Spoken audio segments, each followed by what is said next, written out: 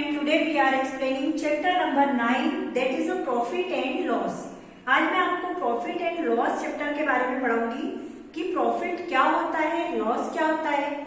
But उसके पहले profit and loss समझने के पहले मैं आपको एक्सप्लेन करूंगी cost price and selling price. Okay, तो कॉस्ट प्राइस क्या होती है? जब आप कोई चीज खरीदते हैं, कोई आइटम परचेज करते हैं तो उसको हम बोलते हैं, जिस प्राइस में वो खरीदी जाती है उसको हम बोलते हैं कॉस्ट प्राइस।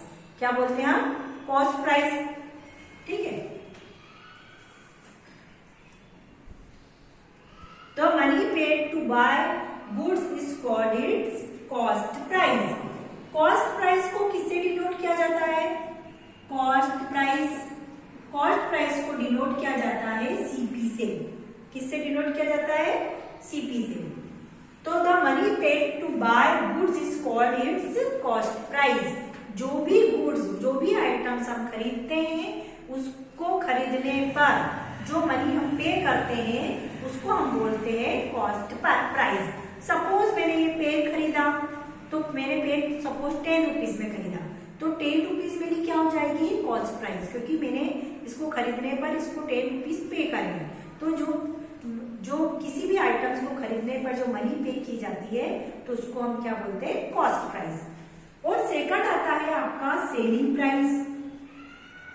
सेलिंग प्राइस क्या होती है? सेलिंग प्राइस को शॉर्ट में बोलते हैं एसपी। क्या बोलते हैं? SP. The shopkeeper sells the goods is called its selling price. The price at which the shopkeeper sells the good is called the selling price. Shopkeeper जो होता है वो अपनी आइटम्स को, गुड्स मतलब क्या होता है? कोई सामान को जो भी प्राइस में सेल करता है वही उसकी क्या कहलाती है? Selling price. सपोज शॉपकीपर ने ये बुक्स है मुझे 100 रुपीज में दी। ओके, तो ये शॉपकीपर की क्या हो जाएगी? Selling price. मतलब उसने सेल किया।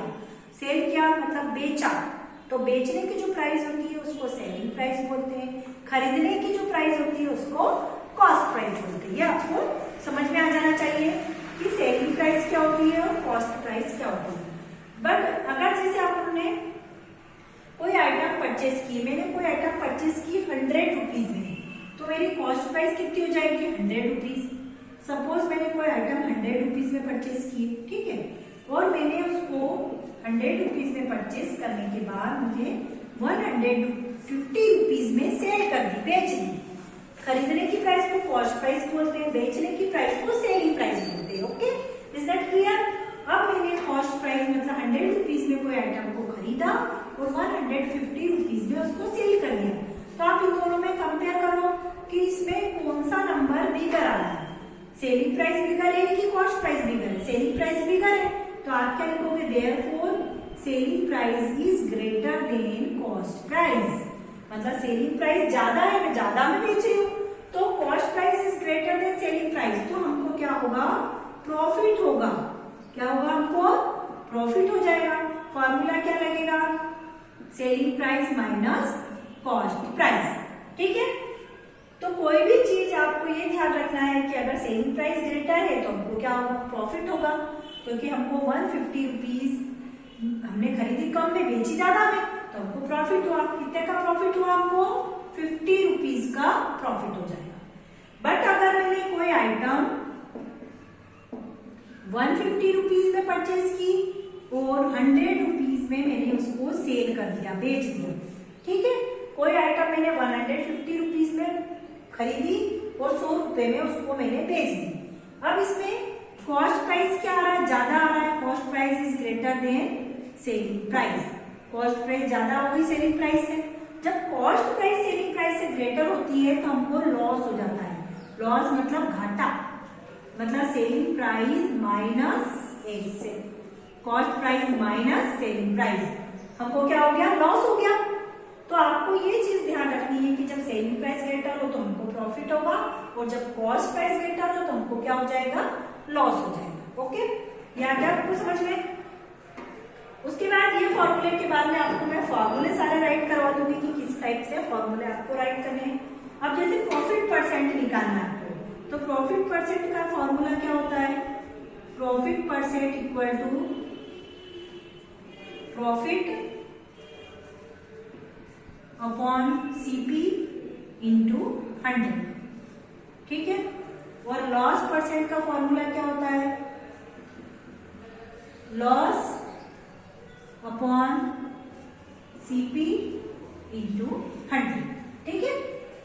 अगर आपको प्रॉफिट परसेंट निकालना है तो पहले प्रॉफिट निकालना पड़ेगा, तो ही then after we find profit percent, उसके बाद ही हम प्रॉफिट परसेंट को क्या कर सकते हैं, फाइंड आउट कर सकते हैं। तो प्रॉफिट परसेंट इक्वल टू क्या होगा, profit upon cost price multiply 100।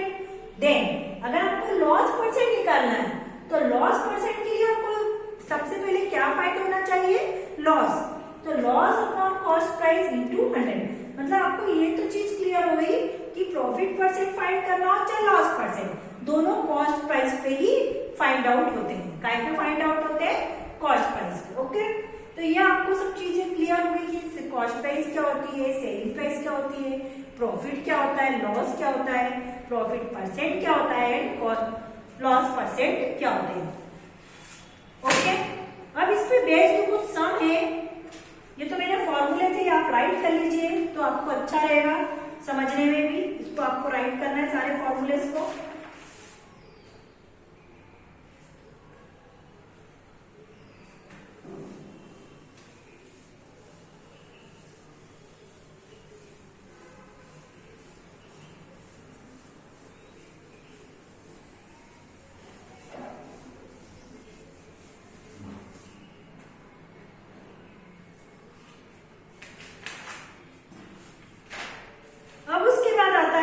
Formula है,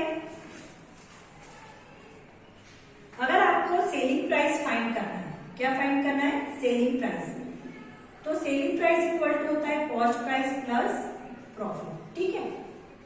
और अगर आपको सेलिंग प्राइस फाइंड करना है बट लॉस गिवन है तो उसका फॉर्मूला होगा selling price minus loss, percent ही है ना, ये ध्यान रखना। अगर आपको सेलिंग प्राइस फाइंड करना है,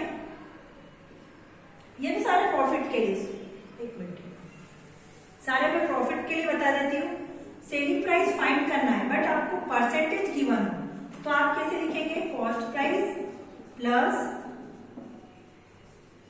profit percent into cost price upon 100। इस फॉर्मूले को आप इसको ब्रेक भी कर सकते हैं, इस टाइप से भी राइट कर सकते हैं, 100 plus profit percent upon 100 into cost price. ये दोनों फॉर्मूले करेक्ट है, ठीक है।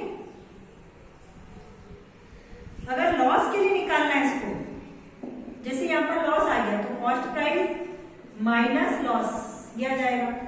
और अगर आपको एसपी निकालना है और ये भी गिवन हो परसेंटेज, तो 100 minus loss percent upon 100 into C, ठीक है। तो ये दो फॉर्मूले आपको अच्छे से आने चाहिए, जो मैंने आपको यहाँ राइट करा दिए। अब इस पे बेस्ड हम कुछ सम है वो करते हैं। और आपकी बुक के पेज नंबर 84 पे भी ये गिवन है फॉर्मूले, अगर आप चाहें तो उसमें से भी लिख सकते हैं, 84 पेज नंबर।